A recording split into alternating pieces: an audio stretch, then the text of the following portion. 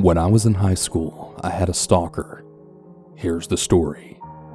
I was 16 years old and we had met on Facebook. He went to a school nearby and we decided to meet up for a movie. We had a really great time together and we actually ended up dating. The first time that he came to my parents' house, he had an Anchor monitor on for house arrest, and he wouldn't tell anyone why. And since he was a minor, we couldn't find out. Now, my parents obviously didn't allow us to hang out, so we had to hang out at his house or at around town at the YMCA camp. I was rebellious and naive. Things started to get weird when I noticed his family was pretty odd. One day while we were having sex in his bedroom, I saw his father looking through the blinds. I screamed and called him out for it, and his dad ran off. He told me that his dad was into redheads and he just liked to watch us.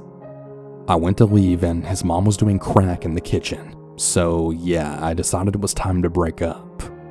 This is when it got bad. He actually started crying and he told me that he's in cancer treatment and that's why he needs me, that he doesn't have long to live, blah blah blah. I actually believed him and I told him we could be friends. And this is when the stalking began. He switched schools to my high school, but he never went to class.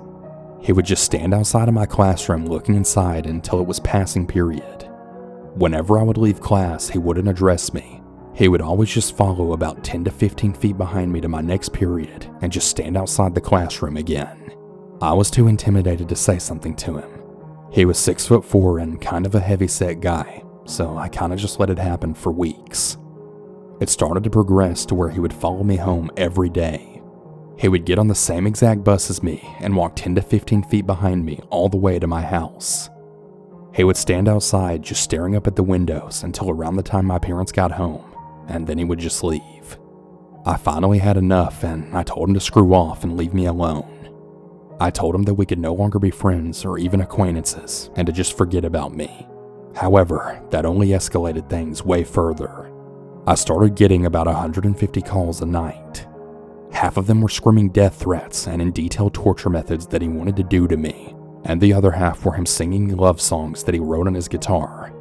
Every time I blocked his number, he seemed to just magically get a new one and leave even more messages. I woke up one day to see that overnight, he had left me one of those singing, dancing snowmen on my porch. He had stabbed it in the head and the knife was still sticking out. He covered it in his liquid deodorant that I had previously mentioned liking the smell of, and I noticed there was a hole where the little song recording device was. When I pressed the hand, it wasn't the regular Frosty the Snowman that usually played. It was his own voice saying eerily, "I'm going to have you forever. I'm never going to let you be." I was absolutely done at this point, and I told my parents, who then contacted the school. They suspended him from school, but he still waited at my bus stop every day and also walked to my home with me. One day he actually ran at me like he was going to tackle me or something. When I tensed up for the impact, he stopped and hugged me. It wasn't a regular hug though. It was like he was trying to crush me. I was 5'1" and about 90 pounds at the time, and he actually ended up cracking one of my ribs. I cried and he started crying too before then running off. He left me a voicemail where he apologized in song. This one night is the night that I'll never forget, and it's actually the sole reason that we got a restraining order and my dad getting a gun. I woke up one evening for no reason. I was just fully awake. I got up to go to my kitchen and go get a glass of water to relax, and in the reflection of my fridge, I saw movement in my backyard. I couldn't really see well because it was so dark outside and so light inside. So I went to the back sliding glass door to get a better look. When I got a little closer, I was met with the silhouette of a 6'4" man standing just outside the door. My stalker ex was actually in my backyard under my room at 3 in the morning. He was just staring at me. I yelled and my parents got up, but he was long gone by the time my dad went outside. There happens to be a patio right outside my bedroom window that goes all the way to the ground. So it's very possible that he could have been on top of the patio looking directly into my bedroom window before. We got a restraining order granted shortly after that, and my stalker ex dropped out of school. I haven't seen him since in person, but every 6 months he makes a new Facebook and he always tries to friend request me. I just block it and report it every time. Scary stuff. Have you ever heard of that myth that if you wake up in the middle of the night for no reason at all, there's likely something looking at you? Well, maybe it's true. I don't know what he's doing now or where he went, and I really don't care to know.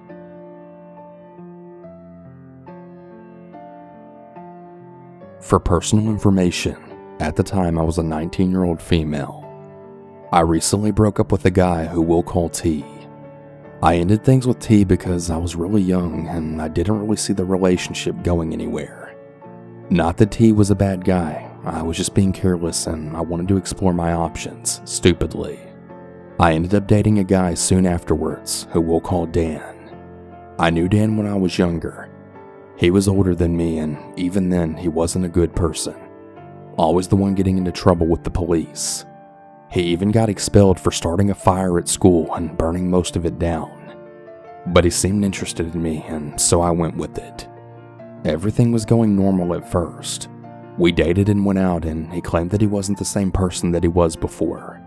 You know, the found Jesus type.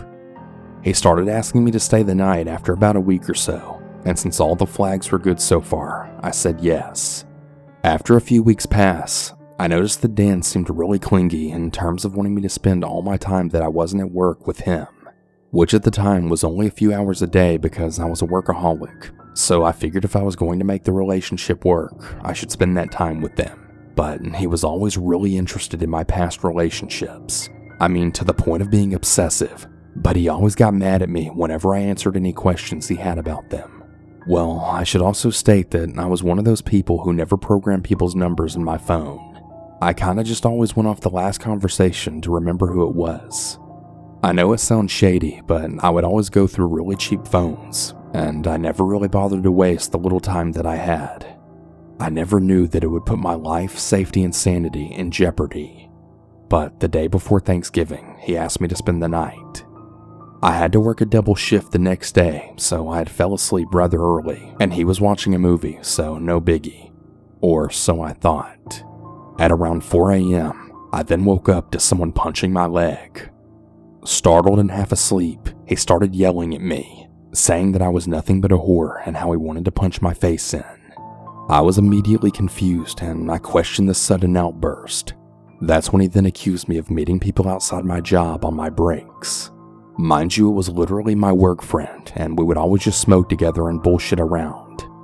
But that's when I realized that he went through my phone and he was mistaking conversations with my family and friends as lovers. All because my dumbass didn't put them into my contacts. I tried to talk to him about it, but he kept grabbing and shaking me, and I just decided to nope the hell out of there. I even left behind my phone because he was getting really confrontational and aggressive, and I was a 110-pound female. So I already knew my chances on fighting a full-size man. I went to my sister's because she was the first person I could feel comfortable telling this to. She immediately went into mother mode, then called my phone and demanded it back. Well, some heated words later, I told her that it's really no problem. It was a cheap phone anyways, and I'll just buy another one. Plus, I was supposed to be at work really soon, so I didn't really have the time to argue. Then a coworker asked me if everything was alright. Now, my day at work was pretty normal, but then a coworker had asked me if everything was alright, that she saw my Facebook post and that she was really concerned. Well shit, all my social media was still connected to that phone. I went on my computer at work and I was so horrified at what I saw. Just downright sickening things about me all over my Facebook wall. My family and friends posting and wondering what's going on, saying that they were also getting terrifying messages and calls. I immediately shut down all of my social medias and then deleted them.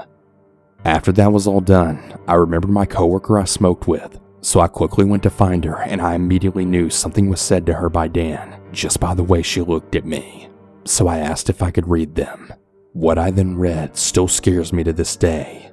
Things like he knows where I work and where I live, that he could very easily run me over with his car, and how he'd love to see the life leave my eyes. Then I read the last message, saying he was at my job waiting for me.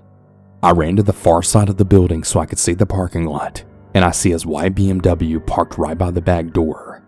Literally the only door that I can enter and exit from. At this point, I should have called the cops. I know this isn't okay, but I didn't want to draw attention to myself or let my outside life into my work. So I had asked my friend to walk with me when it was time to leave, and thankfully it was extremely dark, so I doubt he could see me. But I then remembered that I can't go home. Well, remember T? Yeah, he became my savior and he let me stay with him. Well, I practically begged. But on that night, he had started getting messages. Apparently, I didn't delete the messages either, so it didn't take long for Dan to find all of the old messages between me and T. Dan had said really violent things to him, saying he was going to kill us. He also called T's phone over and over till 4 a.m., leaving voicemails of him screaming incoherently, saying that he knew where he worked and lived, which might have been true since I never deleted the messages or really anything of that matter. This lasted for a couple of days. I was constantly being walked to my car by my coworkers. I bought a taser and mace, didn't sleep well, and I was constantly afraid to be alone. Then my sister called T. Apparently Dan was arrested the night before, not very far from T's house. He was arrested for aggravated drunk driving, resisting arrest, and carrying a weapon in his car. Thankfully, not long after that, we moved. It's been about 9 years and I never heard anything since. But I really fear ever running into him because I still believe that he wants me dead and that that's what he was planning on doing the night he was arrested.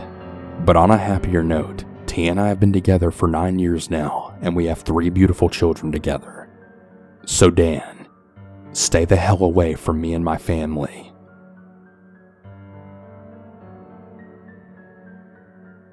My name is Edward and I'm from Arkansas. I'm 33 years old now, but this happened about 14 years ago when I was going through a lot in my life. I was a 19-year-old boy at the time dealing with the deaths of my parents as well as my grandparents. At the time, I was in a really sunken place in my life, and I felt like nobody was there for me, so I would search for love and relationships to cope with the pain. Please don't judge me.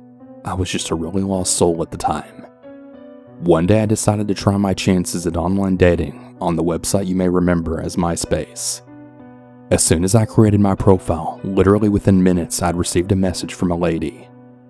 I was kind of skeptical at talking to her at first. Let's call her Renee. The first message she sent to me was just her calling me handsome and asking me how my day was. Then a few days later, I got another message basically saying the exact same thing. So this time I replied. I basically just said what's up and that I'm doing good. We continued talking and we built a very good friendship before we dated. Fast forward a few months now, we're now in a relationship and things started to get really crazy. At first, it started with her having a problem with me hanging out with my friends and close family. One day while I was hanging out with a few buddies of mine, she came and told me, "I don't like you hanging out with them. The only friend you need is me." As you can imagine, I totally flipped out by this. Me and my buddies are gamers who like to play video games and just talk about things in life. They weren't the type of friends that would have me cheating, so I really didn't know what the problem was. Me and my family on my father's side were also really close, until she started manipulating them, telling them lies. I really don't understand why they believed her though.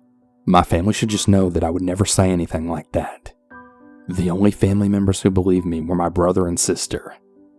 My dad had 7 children by other women, having 3 children including me with my mom. My ex had actually started so much stuff between the family to where there were actually fights with my aunts, which she thought the whole situation was just funny. There was one encounter where one of my cousins had called me from work saying it was an emergency. When I arrive, I see Renee standing there saying that she watched me smiling at another woman at work. When of course I'm a sales associate, so yeah, I had to be polite to any customer I came across. That was literally my job. But how did she see me at work when I usually walk around the store stalking and helping customers? She then starts yelling at me saying all kinds of things like, "How can you do this to me? I thought you loved me." I really thought she was crazy because, like I said, I was literally just doing my job. She goes to jump in my car, but I lock the doors. She then goes to the driver's side window, beating on my window and telling me to open the door. I thought that her behavior was just really ridiculous, so I left. Right as I leave, I see her following me. Now, I stay in a little town to where if I drive on the highway, I'll end up going to the next town over. So I decided to do that while speeding, thinking she would stop following me. Nope. There's good old Renee driving behind me like a crazy maniac, like she wants to knock me off the road or something. I finally ended up losing her, and I went to stay at one of my friend's house because I just didn't know what her intentions were at this point. I ended up breaking up with Renee shortly afterwards because I couldn't take being controlled by someone who should love me instead of hurting me. But I was just so stuck on being stupid and wanting to be loved that we ended up back together. Thinking the relationship would get better, it really only got worse when Renee started stalking me at work. At the time, I was working as a stalker at a supermarket. Every day she would come to my job asking who I've talked to today, and that she better be the only one I'm talking to. Come to find out a few months later, she was actually cheating on me with an ex-friend of mine. So I packed all of my things and left one day while she was visiting her mom. After leaving her, I had tried working on loving myself and getting myself together. I really thought that chapter of my life was finally closed, but it was far from over. After blocking Renee's phone calls and all of her social media, she would still somehow find out things about me, like who I was talking to, where I moved to, and so on. She would also create all these fake accounts thinking I would accept them. Nope, there's no way in hell I'm dealing with that. Late one night at my new house, I had a female friend come over to, do what friends of the opposite sex do, when I then heard a loud banging at my door. Now, me thinking to myself, like, who could be at my door at this late at night? My conscience told me to be quiet and sneakily look out the blinds. As I looked out the blinds, my heart dropped. It was Renee. How the fuck did she find out where I lived? I went back to the bedroom and I told my lady friend to be quiet because it was my crazy ass ex, which I told her about before we started messing around. I could hear Renee saying, "I know you're in there. You better let me in or I'll let myself in," while beating on all my doors and windows. I called the police, but she ended up leaving before they came. I ended up getting a restraining order on her, and that still didn't work. Every single time I would try to have a new relationship with someone, Renee would always ruin it by telling them lies that we were still messing around and that we were still together, which was a fucking lie. There was even one time when I was at a girl's house that I really liked who invited me over to spend the night, and while we were in the living room talking, the doorbell rings. My friend then told me that there was someone at the door for me, and I'm sure you can guess who it was. Yep, it was Renee. How in the fuck did she know I was even here? Better yet, which apartment I was in? I then told my friend that I was going to see what was going on and to call the police. While holding something in her purse, Renee, with a really crazy look on her face, then says, "What are you doing here, and who's that girl?" I tell her that it's none of her business and that she should go worry about my ex-friend that she cheated on me with. Right as she was about to pull something out of her purse, she sees the police coming and flees the scene again. The police started asking me questions and I complied, telling them what's going on and that she really needs to stay away from me. One day I got a phone call from a number I recognize as a store number. It was once again Renee. She told me that if she couldn't have me, no one can. While at a gas station pumping gas, I had noticed a car creeping up slowly. I knew the car she drove, so I didn't think anything of it. I paid it no mind while pumping when all of a sudden Renee gets out with a knife and then stabs me twice. Once in my shoulder, once in my arm, and also sliced my hand. Right as she was about to stab me again, I hear a female voice then say, "Hey, you better back the fuck up from him right now," while holding a pistol. It was my female friend Yolanda, who I grew a close bond with months after breaking up with Renee. By the good grace of God, the police finally came and arrested her. One more strike and she probably would have killed me if it wasn't for Yolanda. Some time has passed and I've now been happily married for 11 years. The last I heard about Renee is that she recently got out of prison and she married another guy with the exact same name as mine. About a month ago, I had received a message request on Facebook from a strange account without a picture. It's Renee. I get chills down my spine. She goes on to tell me how sorry she was and how she's changed since being released from prison, and how she really wished things would have been different. I blocked that account after showing my wife the message she sent. That relationship messed me up so bad that I had to go to therapy over it. To Renee, leave me the hell alone, because the next time I'll have no choice but to hurt you. I really pray and hope that it never comes to that.